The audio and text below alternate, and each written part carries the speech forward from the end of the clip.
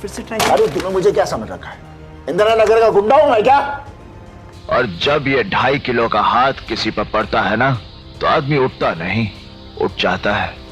19 अक्टूबर 1957 को पंजाब के साहनेवाल में जन्मे सनी देओल की अगर हम बात करें तो सनी देओल आज इंडस्ट्री के सबसे सफल अभिनेताओं में से एक हैं। भले ही वो अपने जमाने के मशहूर अभिनेता धर्मेंद्र के सबसे बड़े बेटे हो, लेकिन कभी भी उन्होंने फिल्म इंडस्ट्री में अपने पिता का नाम इस्तेमाल नहीं किया। अपने बलबूते पर उन्होंने इंडस्ट्री में अपनी एक अलग ही छाप छोड़ी, जिसे आज भी याद किया जाता है। आप सब जानते हैं कि बॉलीवुड फिल्म इंडस्ट्री में सनी देओल का कितना ज्यादा योगदान रहा है। उस टाइम पर मार धाड़ वाली फिल्म सनी देओल के बिना अधूरी होती थी। 90 के दशक से लेकर 2000 तक ऐसा माहौल था कि अगर किसी डायरेक्टर प्रोड्यूसर को मार धाड़ वाली फिल्म बनानी होती थी तो उसके लिए बेस्ट ऑप्शन सनी देओल ही होते थे। सनी देओल की फिल्में लोगों को काफी ज्यादा पसंद आती थीं। लेकिन सनी देओल सिर्फ फिल्मों में ही गुस्सैल नहीं थे, बल्कि असल जिंदगी में भी उन्हें बहुत ज्यादा गुस्सा आता है और वो किसी से नहीं डरते। दोस्तों, सनी देओल सिर्फ रियल लाइफ में ही नहीं बल्कि रियल लाइफ में भी माफिया के सामने उतने ही निडर रहते हैं जितने कि वो फिल्मों में रहते हैं।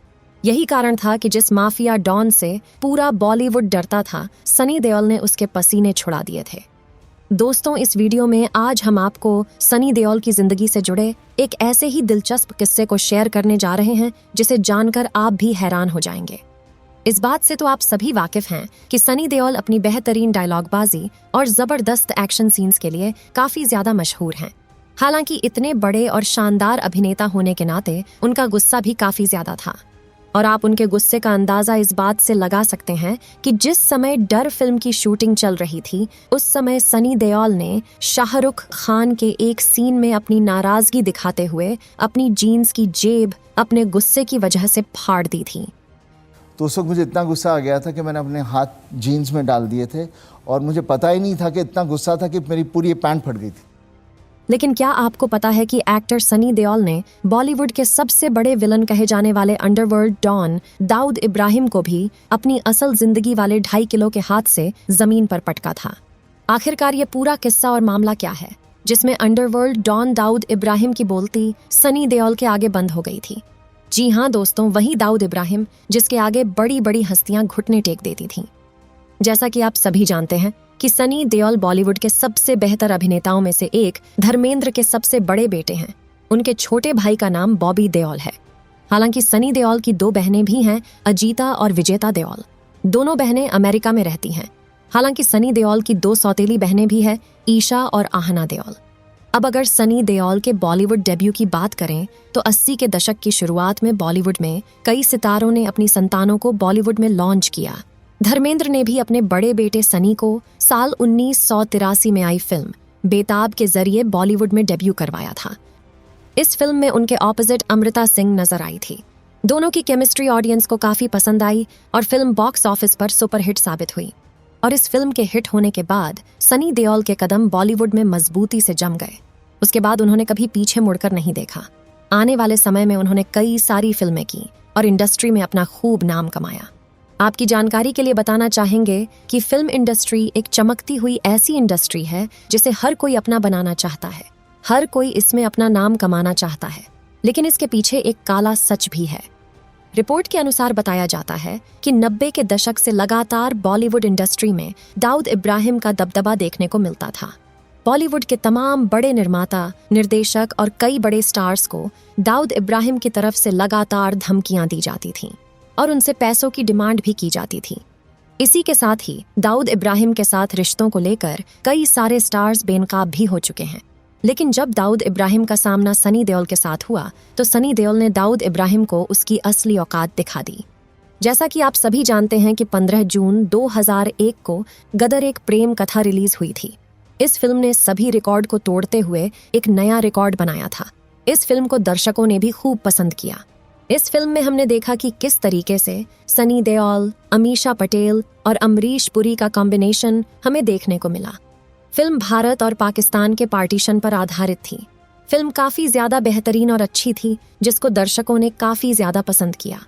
इस फिल्म का बजट लगभग 18 करोड़ था और इस फिल्म ने 132 करोड़ की कमाई की थी। इससे आप अंदाजा लगा सकते हैं कि उस समय ये फिल्म कितनी बड़ी सुपर डुपर हिट हुई होगी। जाहिर सी बात है कि फिल्म का इतना ज्यादा शानदार कलेक्शन रहा तो रंगदारी मांगने के लिए दाऊद इब्राहिम ने भी इस फिल्म के निर्माता निर्देशक से संपर्क करने की कोशिश की। अमूमन उस दौर में ये होता था कि अगर कोई भी फिल्म अच्छा खासा कलेक्शन करती थी तो रंगदारी और सिक्योरिटी के तौर पर अंडरवर्ल्ड को पैसा जाया करता था।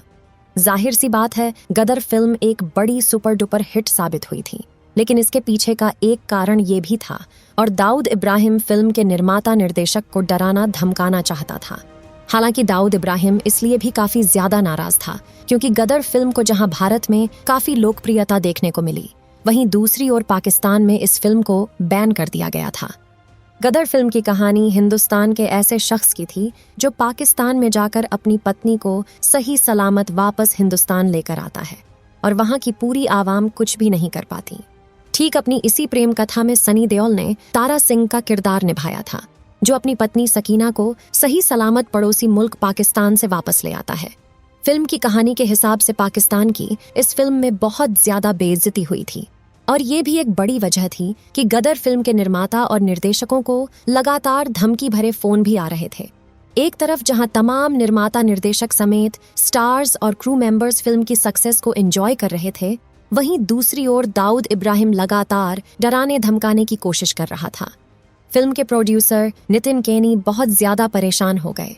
अनिल शर्मा से उन्होंने इस बारे में बातचीत की।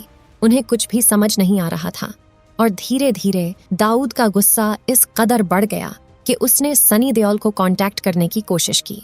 सबसे पहले दाऊद इब्राहिम के किसी खास ने सनी देओल से कांटेक्ट करने की कोशिश की, लेकिन सनी देओल ने इसमें कोई भी दिलचस्पी नहीं दिखाई।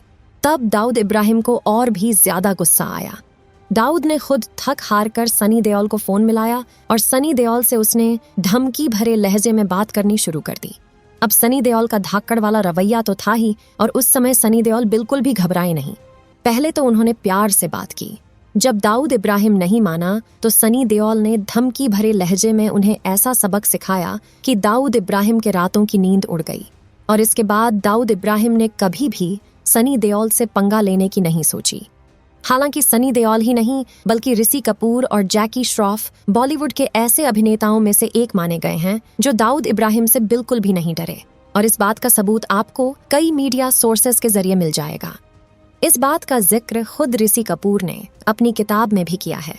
उन्होंने लिखा कि वो किसी इवेंट के लिए दुबई पहुंचे तो वहां एक अनजान शख्स ने उनके हाथ में फोन थमा दिया और कहा कि भाई बात करना चाहते हैं। तब ऋषि कपूर ने सोचा कि शायद किसी फैन का फोन है, लिहाजा उन्होंने बात की और पता चला कि वो phone underworld don Dawood Ibrahim का था। तब दाऊद ने कहा कि मैं तुमसे मिलना चाहता हूँ, चाय पर मुलाकात कर सकोगे। मुलाकात के दौरान ऋषि कपूर ने दाऊद इब्राहिम को सरेंडर करने की सलाह भी दी थी, लेकिन दाऊद ने यह कहकर इनकार कर दिया कि उसे अब इंसाफ नहीं मिलेगा, उसे वो लोग ही मार डालेंगे जो उसके दुश्मन हैं।